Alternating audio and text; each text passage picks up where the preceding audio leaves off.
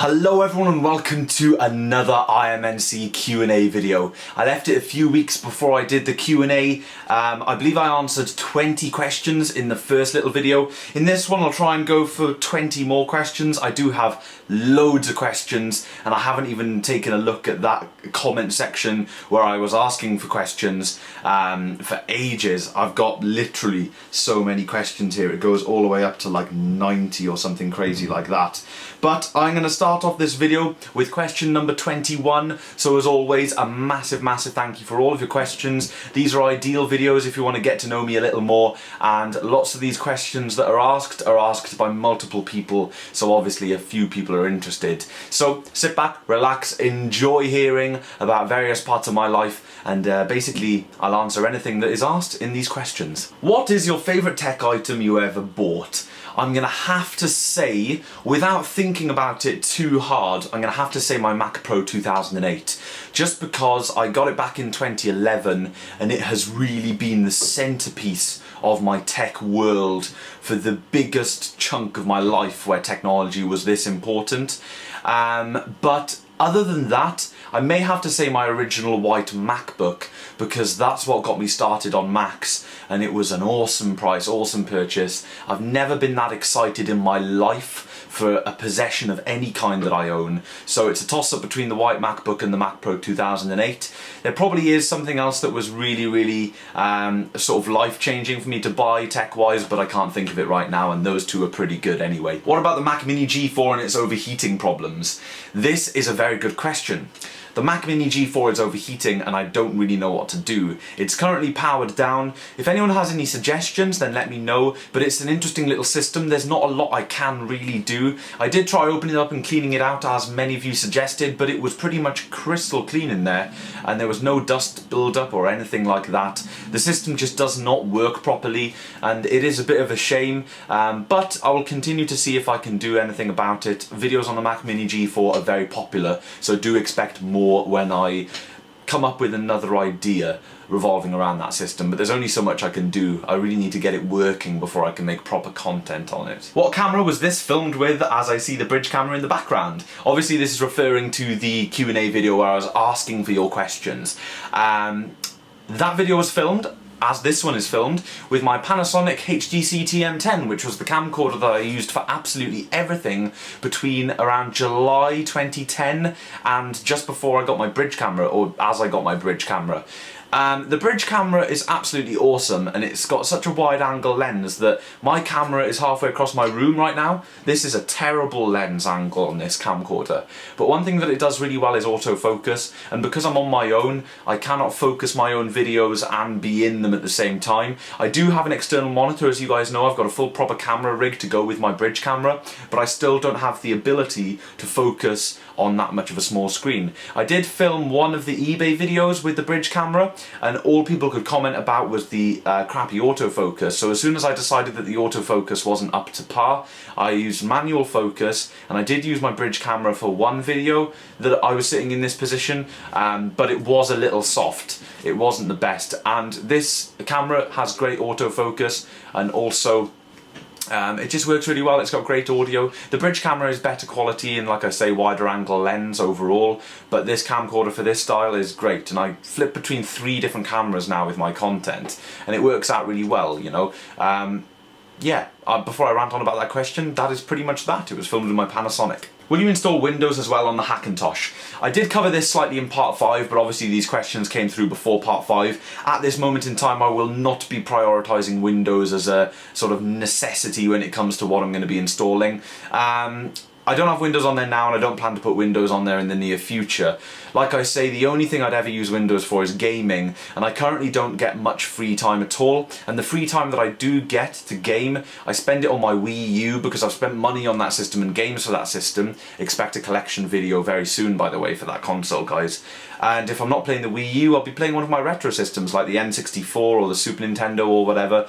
So at this moment in time, Windows/PC gaming, isn't for me. I'm a massive fan of it, don't get me wrong, and I would love to do it more, but now that I've got a fully capable system, we'll see. But at this moment in time, no, I will not be installing Windows. What is your internet speed? Very, very slow. I know my download speed is around, from most regular places, from most regular downloads, it is around 800 kbs. Yeah, kbs. Kilobytes per second.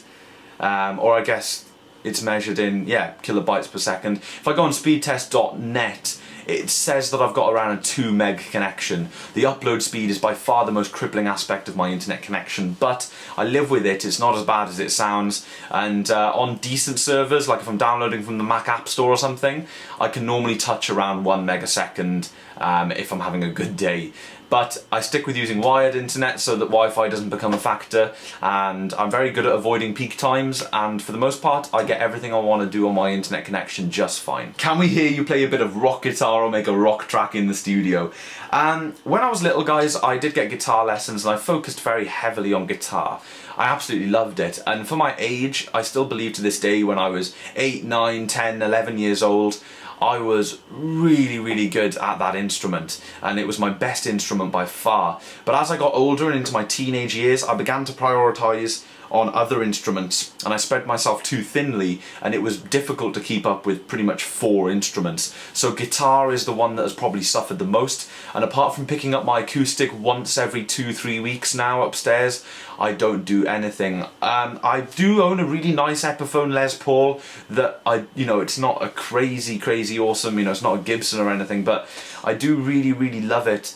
And it was a present for my 18th, I believe, as far as I can remember. So I do still have a very special place in my heart for guitars and guitar playing, but at the moment I can't really play. If I picked up an electric guitar now, I'd be very, very rusty. It would take me a good 6 months to a year of good practicing to get back into it. So a little bit tricky there, but as far as making a rock track goes, I don't know, we'll see what happens.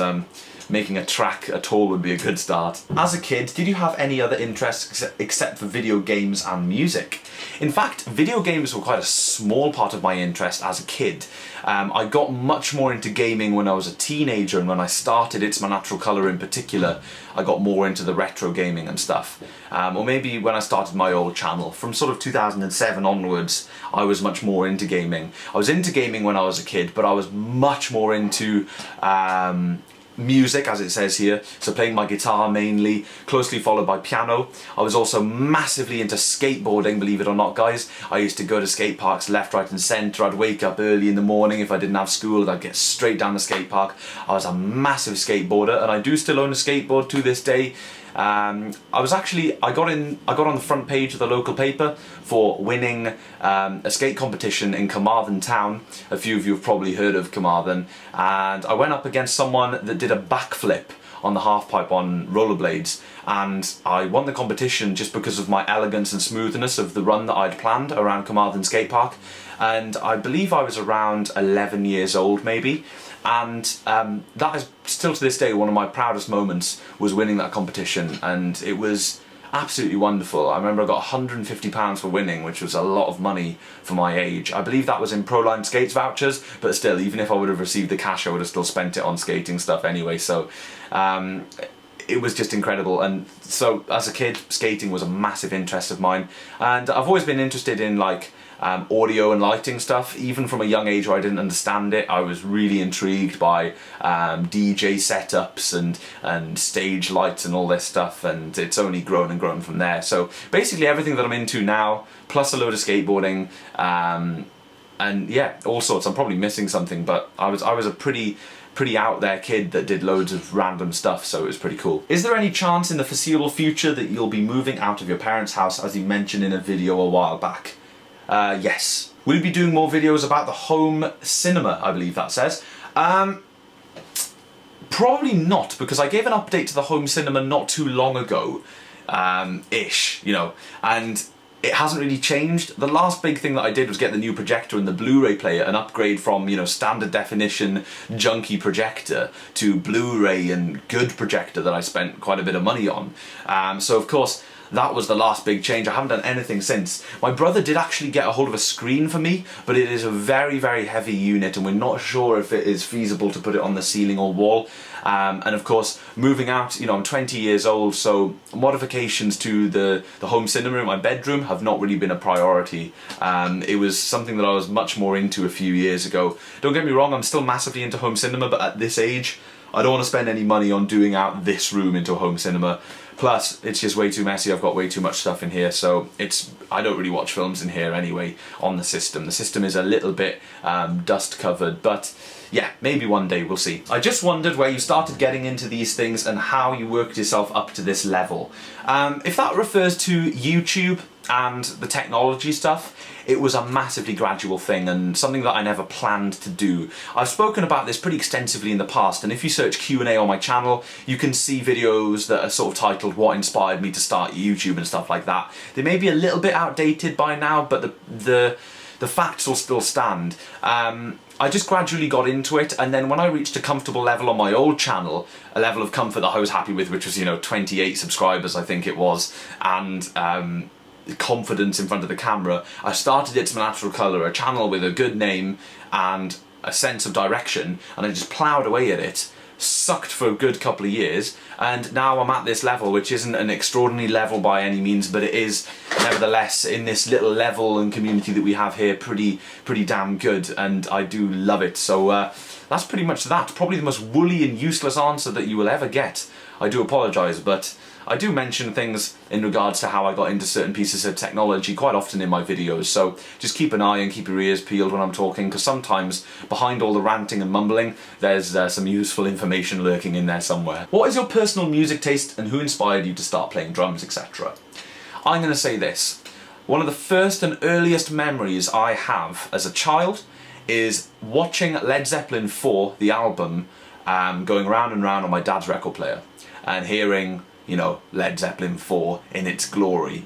And I'm a strong believer that everyone will remember the first time they heard Stairway to Heaven and things like that, and I am very, very much into all of that awesome, wonderful rock, you know, Zeppelin, Floyd, and the history and everything that comes with them. I try as much as I can to detach myself from today's chart music. I don't get bothered by it, and I don't hate on people that like it. Although I was like that a few years ago, I was much more closed-minded, but I'm more open-minded now to pretty much all music genres. But that's one of the reasons why I stopped DJing parties and stuff, because that music really started to get to me in a repetitive way, and I'm very raw. I love classic rock, I love classic anything, you know. I will happily sit at my desk and listen to the whole 45 minutes worth of Mike Oldfield's Tubular Bells and enjoy every single second of it, which is more than can be said for lots of people these days. I mean, music is so easily streamable and stuff, people just take it for granted. But don't confuse me for one of those, what can you call them, sort of follow the crowd kind of sheep lovers, if that makes any sense, like sheep follow each other, that buy Ramones t-shirts and like classic rock just because it's kind of cool, maybe. I've liked this stuff since I was a tiny kid, and I guess the people that inspired me to start music was the awesome music taste that my parents had. And me and my dad used to sit in the living room and just listen to music together. He would show me artists and stuff ranging all the way from the 50s and up, which has been extremely beneficial to me and one of my favourite things about my upbringing. So it's just been everyone around me, really. I've also been lucky to meet a load of cool people along the way. People my age, like James and Ellis, that have great music tastes. And also been lucky to meet older people around here locally that have great music tastes and can show me the way. And college really did help open my eyes. From the age of 16 to 18, when I attended college, that really opened my eyes to the world of other genres and gaining respect for them and music as a whole. So yeah, absolutely amazing. And in terms of inspiration for the instrument as well, half of it was myself. There are photographs of me before I could talk and when I could barely walk, of me trying to reach the piano keys, and I always had rhythm right from day one. I've got absolute just crazy rhythm running through my blood, and I'm not the best drummer in the world at all, and I don't pretend to be, and I'm very out of practice and quite rusty, and I'm terrible on a click these days, but I just have rhythm running through my veins and I cannot help it. I turn everything into music, so it's part of me and part of my blood. So that is that. What are some of your favourite Mac OS X games? This is an excellent question, but I'm going to give a disappointing answer because I do not play games on Mac OS X at all. The newest game I think I've played through on Mac OS X, correct me if I've mentioned anything else in the past, I believe that would be like something like Quake 4, something that old, and that's multi-platform anyway. All the games that I used to play on my PowerPC Macs, things like Quake 4, Doom 3, the first 2 Call of Duty games, Max Payne, all those kind of games that I always go on about, Quake 3 Arena, are all multi-platform, Unreal Tournament, those kind of things. So I guess they're not Mac games. Well, there aren't really that many specific Mac games actually, so I guess you just mean games on the Mac. But nothing too special, and these days absolutely nothing, so bit of a disappointing answer there. Next question, how old are you? I'm 20 years old, I'll be turning 21 this October. Why did you start YouTube? I'm not going to answer this question because I do have a video dedicated to it. Just search Q&A on my channel and there's a whole video dedicated to why I started YouTube, and there are loads of fluffy answers in there as well because I don't have a definite reason, as I mentioned already. What was your first computer and what was your first Mac? My first computer that I owned was a Systemax Windows 98 box, a full ATX tower, or what seemed like full back then, probably a large mid-size. It had a slot-load DVD player in it and a CD-ROM drive below that. It did have USB ports, and I got that brand spanking new with a nice big, probably 17 or maybe even like 19-inch CRT monitor. Speakers, printer, scanner, and I got that from the Educational Authority because of my eyesight and disabilities. They gave me that system for absolutely nothing, and they gave it to me with loads of games and stuff. It was meant for improving learning and typing. I've been trained in touch typing and stuff, so a few people comment on my typing speed, and that's why. So I was given a system for home. That was the first one that I owned, although there were other computers in the house before that that I used. And also I borrowed a system for 1 half term just as a test to see if I wanted a computer. That was where I first started. Windows XP was available, I believe this was in 2001, but I had a Windows 98 system only because it was the same operating system as we ran in school at the time. So I was aware of Windows 98 and they gave me Windows 98 at home. Little did they know that I was quite a computer whiz from day one, and I would have happily coped with Windows XP. And then further on in 2004 they gave me a laptop with Windows XP, an old Acer laptop, crappy thing.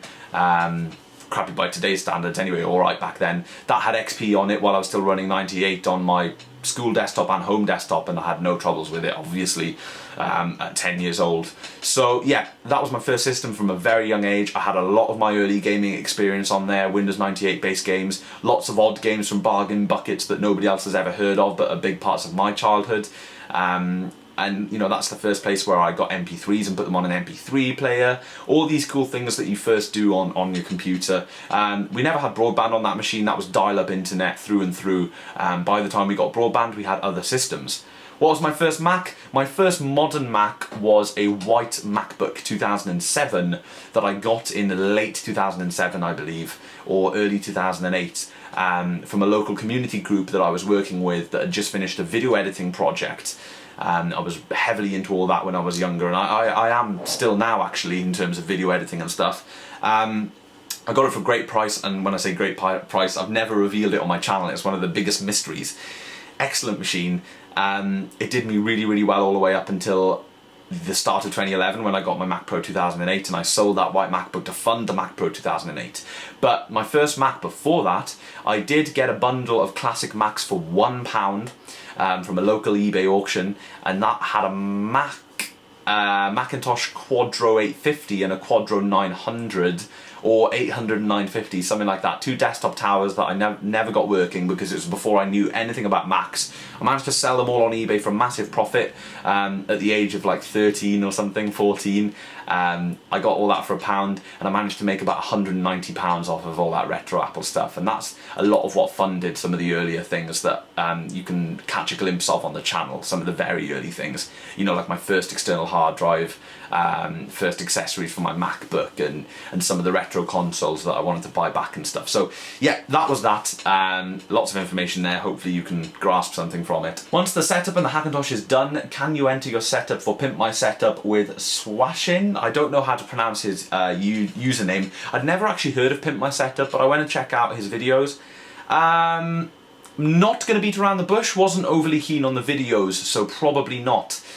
A lot of criticism, you know, to me, a setup isn't a thing of art. It can be, but a setup is more a usability thing. So everyone's like no cable tolerance and stuff isn't really in the same league as my idea of things. And you guys know me, I have my own idea, I'm quite stuck out there on my own. So yeah, I'm probably not going to do that. A few people have asked me that actually. I'd never heard of it before people asked me. I've actually treated myself to a nice pint glass of peach squash instead of a bottle of water this time. As you guys know, it's thirsty work answering these questions. Next one. Have you found a way to sort out your RAID 0? All covered in part 5. This is the only slight downfall of doing lots of videos. Sometimes they can be a little bit out of order. I have a 2007 Mac Pro with SSD, Radeon HD 5770, 6GB of RAM and OS X Mavericks. What else could I do to upgrade, or what else could I download to keep the Mac usable in the future? I'm afraid, man, oh crap, as I kick something underneath me here, and that is actually a Commodore 16 Plus game cartridge. Anyway, I'm afraid that Mac is already fairly maxed out. The fact that you have an SSD and an upgraded GPU would be the first recommendations that I'd recommend for a Mac Pro 1.1 user. The fact that you've got Mavericks on there is great. You've obviously done some kind of workaround to get that on there, so that's cool. You could do the same with Yosemite, but Mavericks support is still fine anyway, and I wouldn't bother now. I'd wait until the next version. So it's kind of hard to say. You're already pretty maxed out. I wouldn't spend any more money on RAM. 6 gigs is probably enough, depending on what you do. It's hard to say. That machine is probably pretty much facing the end of its life really soon. But before you sell it, I recommend removing your SSD and 5770 and selling them separately. That way you will get more money, and that's if you're gonna sell it. And I would sell it to get a Mac Pro 2008, because you will probably be able to sell your Mac Pro 1.1, keep your graphics card and SSD, flog that, save up an extra £100 maximum, get a Mac Pro 2008, even the quad-core one, stick in your SSD and graphics card, and you will notice a massive difference. What's going on with the MacBook Pro 2008, and will we see another video on it? Lots of requests for this one, guys. The MacBook Pro 2008 is currently being used by my girlfriend. She broke her laptop. She only broke the hard drive. I could easily repair it, but instead of spending money on the hard drive and repairing it, I gave her the MacBook Pro. She absolutely loves it. She is now a Mac user, thank God. And if she can love a Mac that is quite unreliable, like that machine, doesn't always boot up properly, the display has a lot of issues, it gets really hot, and the fans are always pumped up so it's quite loud. If she can put up with that, then she's going to be a Mac lover for the foreseeable future, I think. So I'm pretty proud of my conversion there, and I did it without any persuasion, so that's all good. Why didn't you go for an official Apple system and avoid all the Hackintosh related issues slash glitches? All the Hackintosh related issues slash glitches were due to my crazy ideas and trying to implement things that don't really work that well with Hackintoshes. The Hackintosh process has got to the point where it's become so damn smooth, and why would I spend double the amount on the system to have the same experience? I love my Hackintosh because it is now just like a proper Mac. Yes, updating will be a little bit weird, but it's a personal system that I have built, and it's really special, really special. And I've bought a lot of Macs, so I know the buying a new Mac feeling, and this Hackintosh has just got something special about it. So it's really simple. Hackintosh versus real Mac is a lot of debate and that, and I may make a video about it in the future, but to put it simply, there's not a lot of problems and glitches. There really isn't. It's a smooth process. You spend literally half the money for the same specifications, and it's all tailored to your needs, so it's a no-brainer for me. Hi Tom, will you ever get gaming setup? Will you ever get a gaming setup as you have an Xbox 360? My days of having gaming setups are pretty much gone. I had an awesome little gaming setup with my 19-inch LCD Tesco TV back in around 2010, 2009. Go and look back. Loads of SCART splitters running every generation of Nintendo console, and the Dreamcast and the Mega Drive and the original Xbox and the 360. Yeah, I do have a couple of consoles set up. I do have a N64 set up there on my desk, and I've got a GameCube and a Dreamcast that I can run on the projector. So I do have a gaming setup in a way, but my next gaming setup will hopefully be my own living room with TV, surround sound and all that good stuff. By the way, I don't have an Xbox 360, they're both broken, and I haven't owned a 360, a working one for myself for a very long time. Will you play Mario Kart 8 online with your fans one day? Yes, I will also stream it. A high definition capture card is definitely on the cards for purchase this summer. That would be awesome. What genre of music do you make / perform? I have been in a few different bands, mostly sort of rock bands and stuff, but I'm also in an electronic funk / hip hop band, which we don't do a lot at all because we have various health problems with one of the members, but that's an excellent band. I create primarily kind of electronic music, but not programmed. I sort of perform electronic music, and it's kind of hard to say what I do. It's all in like a rock style as well. I don't have a style, put it like that. I don't make enough music to have my own style. I like everything, so I could probably make any genre I wanted. Whether it would be any good or not is another thing, but there we go. Would you ever consider getting an iPhone again? I believe I've answered this, but yes, I would. I maybe touched on that in my HTC One M8 thing. Will you ever jailbreak your iPad mini? Probably not interested. Functionality is great on this thing. I don't think jailbreaking is as worth it as it was back in the day. And here we have the last 3 questions, guys, on this particular Q&A. I think I'll take another little swig of my peach squash just to get me through it. Excellent stuff. What are your favourite old games? What about the newer generation ones?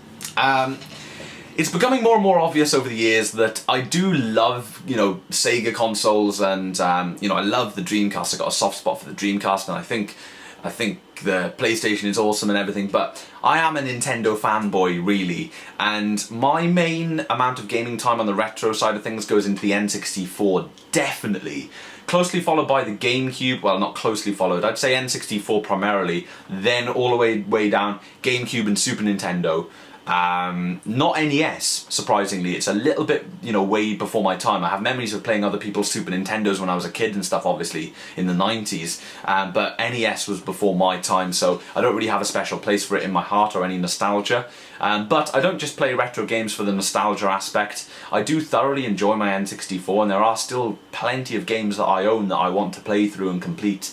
In terms of newer generation, it's pretty much the same score. I have a Wii U and I love it. I've got a growing library. I believe I now own 8 games, which isn't so bad for a really busy person that got the Wii U back in October. So I've had it over half a year now, but I haven't completed every game that I've got. I will be making a Wii U game collection video. So yeah, mainly Wii U, but I also pretty much... I think Wii U and gaming PC is the perfect combination for this console generation, if you like, but I just don't have time to get into the PC gaming thing, like I said, so yeah, that is all good. Do you know any programming languages? If not, do you have any plans to learn a programming language in the future?